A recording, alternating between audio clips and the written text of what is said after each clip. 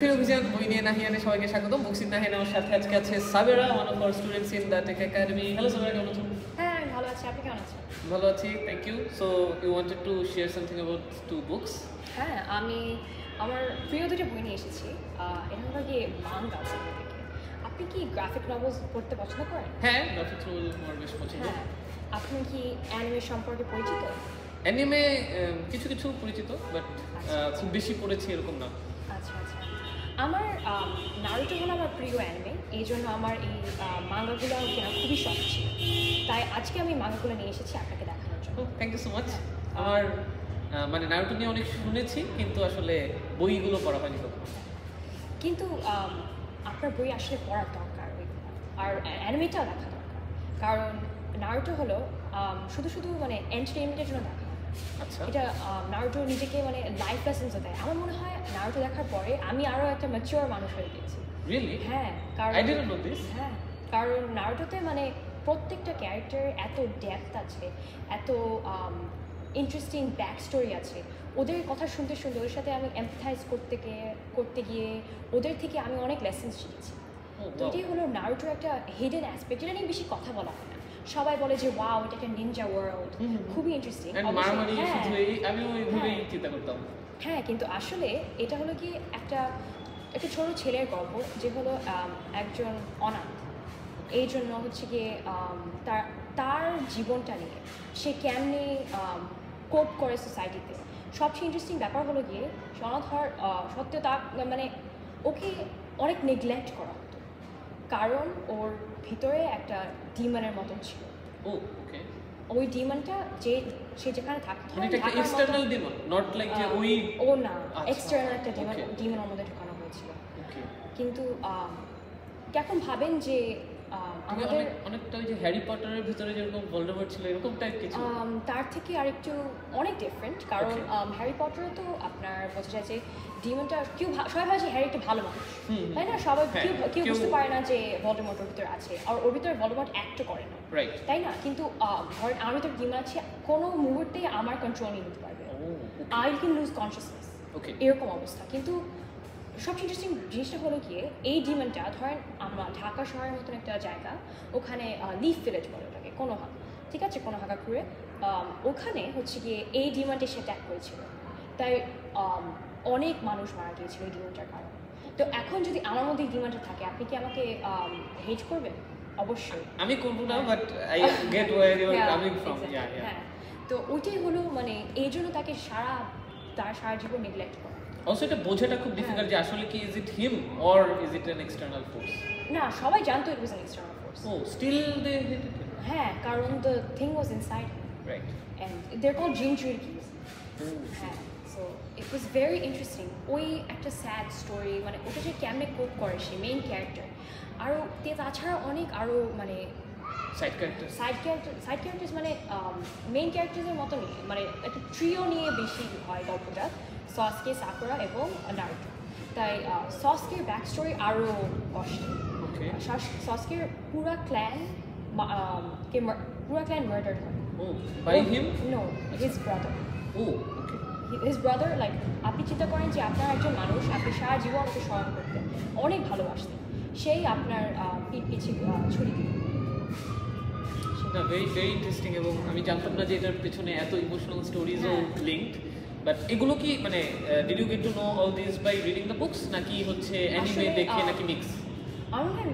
আমি অ্যানিমে আগে দেখেছি, তারপর আমি বইগুলো পড়েছি। তাই আমার এখানে আছে আমার দুটো ফেভারিট ভলিউম। এটা হলো কি নারুটোর ফার্স্ট ভলিউমটা, যেটা হলো মানে অবভিয়াসলি নস্টালজিক। আগে প্রথমবার নারুটোকে ইন্ট্রোডিউস করা হয়, সব মেইন ক্যারেক্টারগুলোকে ইন্ট্রোডিউস করা হয়, ওই জন্য আমার খুবই পছন্দের এটা। এইটা কি like should be the first book to start? Yeah, this is the first book, volume 1। ওকে। এইটা হচ্ছে আমার ফেভারিট আর্ক হলো। সো আমার ফেভারিট আর্ক হলো গিয়ে আপনার বললাম যে সাসকের ভাই হলো গিয়ে তার পুরা ক্যারেক্টার। এখন আপনি যদি সাসকে হতেন, আপনি কি রিভেঞ্জ নিতেন না? মানে আমি নিতাম না, বাট হ্যাঁ, I can get. Wow mister Rahi, আপনি তো অনেক বোরিং দেখা যাচ্ছে। আপনাকে নিয়ে স্টোরি লেখা যাবে না, আমি মজা করছি। হ্যাঁ, শিওর। না, আপনাকে নিয়ে অনেক ভালো স্টোরি লেখা যাবে। আচ্ছা, ডু ইউ রাইট স্টোরিজ? আমি স্টোরি, হ্যাঁ আমার লেখার অনেক শখ আছে, তবে লেখা তখনই হয় যখন আমার পড়াশোনার চাপ কম থাকে, আর ওটা জীবনেও হয় না। It will be very interesting, মানে এখন না মেবি নেক্সট ডে যখন তুমি বই লিখে ফেলবা and then will have another show, then will remember আমরা অনেক বছর আগে নারুটো নিয়ে ভিডিও করছিলাম।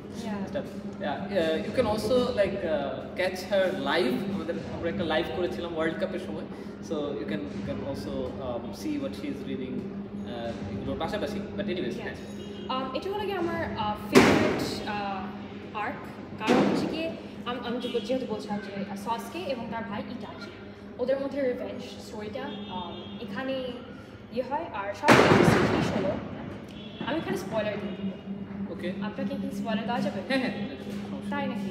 একটু spoiler alert for like 1 minute, না 30 সেকেন্ডস। হ্যাঁ, তো এখানে হচ্ছে কি সসকের ভাই সসকে ওকে মেরে ফেলে, ঠিক আছে? কিন্তু ইন্টারেস্টিং জিনিস হলো আসলে ইটাচি কখনোই তার ক্লায়েন্টকে মারতে চায়, ওকে অর্ডার দেওয়া হয়েছিল ওর ভিলেজের হেড থেকে। ওকে, সো এটা আমার অন্যরা জানে না, এটা কেউ জানে না।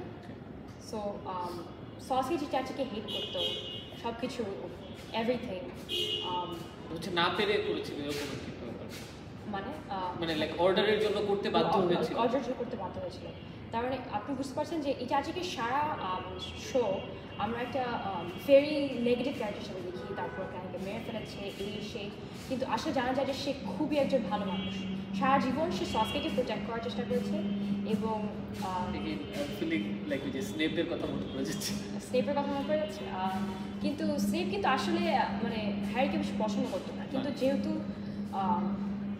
লিলির জন্য সে অনেক চেষ্টা করেছে। কিন্তু এখানে হচ্ছে গিয়ে এখানে বন্ড হচ্ছে গিয়ে দুই ভাইয়ের মধ্যে, তো সফকে বাঁচানোর জন্য সে পুরো ক্ল্যানকে মার্ডার করতে হয়। সো সেই সিদ্ধান্তটা নেয় এবং তার ভাইয়ের জন্য সেই সব করে, আর সেই ভাই তাকে। আচ্ছা, will get there. Why is it your favorite? It's my favorite কারণ আমি যখন ছোট ছিলাম আমার ভাইয়ের সাথে আমি দেখতাম এটা, তো আমার ভাইয়ের সাথে একসাথে দেখি আমার খুবই ভালো লাগতো ওই আমার ভাইয়ের সাথে, হ্যাঁ পার্সোনাল কানেকশনটা। আর তারপর এই স্টোরিটা এত সুন্দর, মানে আমি আপনাকে অনেক স্পয়লার দিয়ে দিয়েছি। এটা কি 43? শুড আই লাইক রিড এটা পরে আমি 43 তে চলে যাব? না এরকম একদমই না। তাহলে কি আমার 43টা বই পড়তে হবে? হ্যাঁ, মানে এগুলো পড়তে আপনার 10 মিনিটের বেশি লাগে কি? না I am not that fast reader. এটা তো গ্রাফিক নভেলস, 90% ছবি। আমার গ্রাফিক নভেল পড়তে আরো বেশি সময় লাগে, বিকজ আমি একবার পড়ি, এরপর হচ্ছে যে ছবিগুলো একটু দেখি করে একটু অবজার্ভ করি, আমার হচ্ছে দেখা যায় কমিক্স পড়তে আরো বেশি সময় লেগে যায়।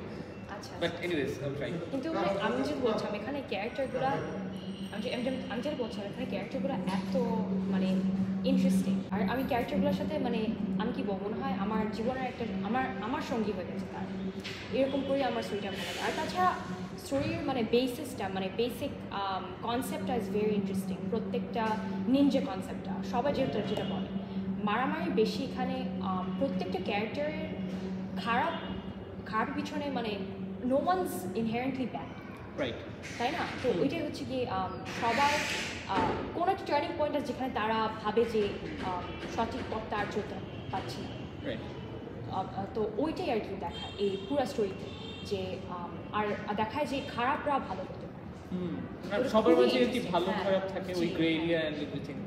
ইন্টারেস্টিং। আচ্ছা, so I should start with this.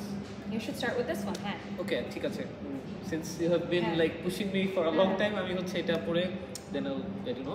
ওকে, আর কিছু বলছিলে? আর কিছু বলার নেই। Okay, anything for the viewers?